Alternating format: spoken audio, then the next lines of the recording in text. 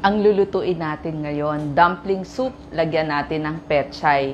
Para tong hot pot o kaya kung ano man yung mga tira-tira sa refrigerator nyo, pwede nyong paghalu-haluin. Nagmamadali kayo, gumawa tayo ng isang sopas. Pag meron kayong mga tirang sopas, yung mga pinaglagaan ng manok, ng baka, ng baboy, pwede kayong magtabi kung sobra yon. Ilagay sa freezer at ilabas kapag kailangan nyo na gamitin. Lalo na pag biglaan, umuulan, gutom ang mga bata, kailangan ng merienda. Like ngayon, nagmamadali po kami kasi may mga kinausap kami. Ito po ang tanghalian ni Doc Willie. So, pinakulo ko na, may nakita kong sabaw ng manok. Pero kung talagang wala, pwede rin po ordinary tubig na lamang. At nag-grade tayo sa ating ref ang nakita natin. So, pakuluin lamang po itong ating sabaw. At kapag kumukulo na siya, ito po yung mga ilalagay natin na mga ingredients. Dumpling. Ang napili ko po, pag may giniling akong baboy, pinagsasama ko po giniling na baboy, tsaka yung cabbage o repolyo. Tapos binabalot. Pero, kung gusto niyo ng shortcut, like ako, marami po sa mga Korean na mga grocery, merong mga ready na dumpling. So, kuha lang ho kayo ng ilang piraso, like ito, 12 piraso, kasi 3 ho kaming kakain. Tapos, ito po yung mga gulay na nandun sa ref, kasi kung nakita nyo to sa mga grocery, mura na lang po. Iba't ibang klase ng mushroom o kabute. Tapos, mga pampalasa natin, bawang, sibuyas, may ilan din ho akong nakitang beef. Ilang piraso lang po para lumasa kung talagang plain water yung ginamit ninyo. At syempre, yung ating pechay, importante po to. Yung mga pampalasa natin, pwede pong patis, at saka salt, or kaya sugar. So, umpisahan na ho natin. So, gaya nito, pinakulo po natin yung ating sabaw. Pwede nyo na ilagay yung ating bawang at saka sibuyas dun sa inyong kumukulong sabaw. Siya po yung magsisilbing pampalasa. Yung mga the usual hot pot, ilagay nyo lang po kung meron kayong kahit ano dyan, manok. Kasi nagmamadali nga kayo o biglang dumating yung mga bata galing eskwelahan. So ito po, kung plain tubig ang ginamit nyo, ilagay nyo lang yung nakita nyong baka, baboy, manok. Hiwain nyo ng maninipis, pakuluan.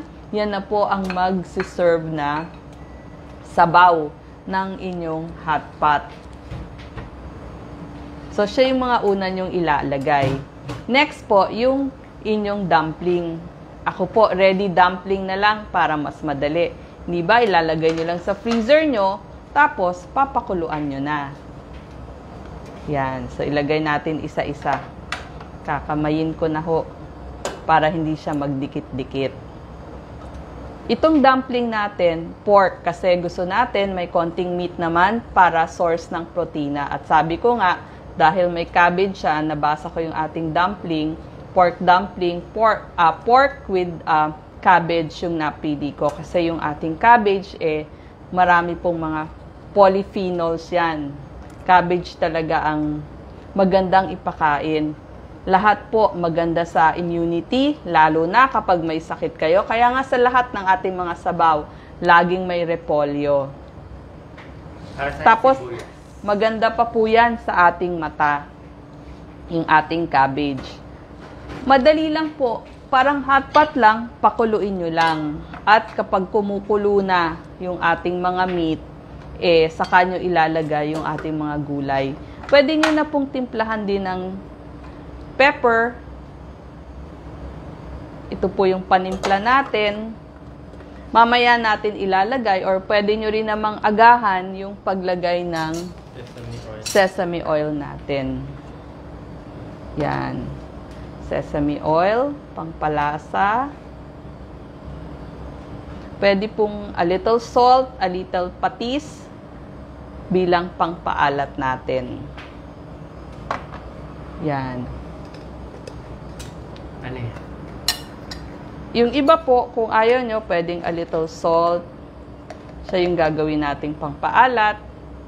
Or yung iba naman, gusto naman nila, a little patis. Kung ano po yung gusto nyong mga pangpaalat dun sa inyong sabaw.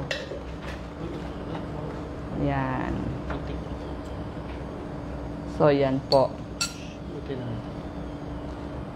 Pakuluan lang natin. Madali lang po silang kumulo.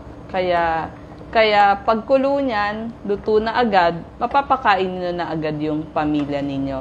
Ito po yung basic sa hot pot. Kaya sabi ko nga, may sopas na kayo, may hot pot kayo, pakuluin nyo lamang. Yan. Pwede nyong takpan. Okay. So, ang kagandahan ho dito sa ating pechay, kaya ko gustong ilagay itong ating pechay, no? Anti-cancer po ang ating pechay. So, marami siyang vitamin A, C, at E para anti-cancer. Lalo na kung ayaw nyo magkaroon ng mga breast cancer, colon cancer, kailangan nyo po itong inyong pechay. Tapos, anti-inflammation din kasi may quercetin siya. Tapos, maganda din siya sa ating puso. Nagpapababa ng risk for heart disease. So, yan. So, napakaganda po talaga. Maganda din po ito sa ating mata kasi meron siyang beta-carotene. So, against cataract, against din po siya sa mga age-related macular degeneration. At sa immunity, pangpalakas kasi ACNE, di yung C panlaban ninyo dun sa inyong sakit.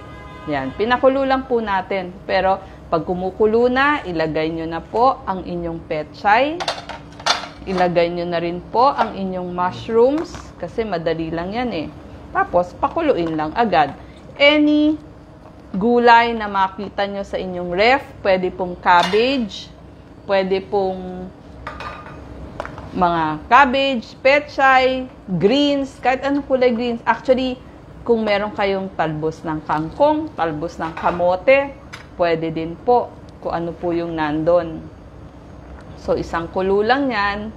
Meron na ho kayong inyong sopas. Ito po, pwede po sa pregnant kasi kumpleto po to sa lahat ng vitamina, mineral na kailangan natin sa atin.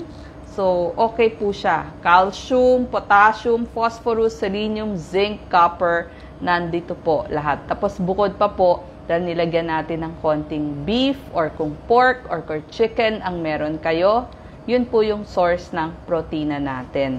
Napakasarap po nito kapag umuulan. Yan. At nagmamadali kayo. Wala pa pong 10 minutes, kumulo na siya.